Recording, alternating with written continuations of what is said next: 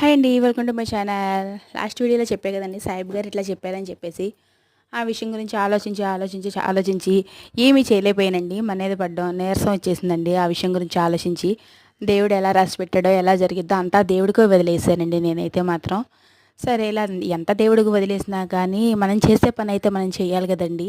సరే ఇలా అలా బెంగపడకుండా కూర్చుని ఏం చేస్తాం, బ్లౌజులు వచ్చే 2 బ్లౌజులు కూడా ఆగిపోతాయి కుట్టకుండా. ఇక ఎందుకు వచ్చిందిలే అని లేసండి. వర్క్ అయితే పీస్ ఉంది, వర్క్ పీస్ సింపుల్ డిజైన్ చేయమని ఇచ్చారు. ఆ సింపుల్ డిజైన్ అయితే పెట్టేశానండి. తర్వాత 2 బ్లౌజులు అయితే ఉన్నాయి, స్టిచ్చింగ్ అయితే చేసేసాను. 2 బ్లౌజులు స్టిచ్చింగ్ చేసేసిన తర్వాత నేను ఆ 2 ఫాల్స్ కూడా వేసేసి కస్టమర్కి అయితే డెలివరీ చేసేసానండి. ఎదుటి వాళ్ళు ఎట్ట ఏడ్చినా సరే మన పనంటూ మనం చేసుకోవాలండి. మనం ఎంత కష్టపడి పని చేస్తామో దానికి ఫలితం తప్పకుండా లభిస్తుందని నా ఉద్దేశం అండి. నా వీడియో నచ్చితే కనుక లైక్ చేసి, షేర్ చేసి, సబ్స్క్రైబ్ చేయండి.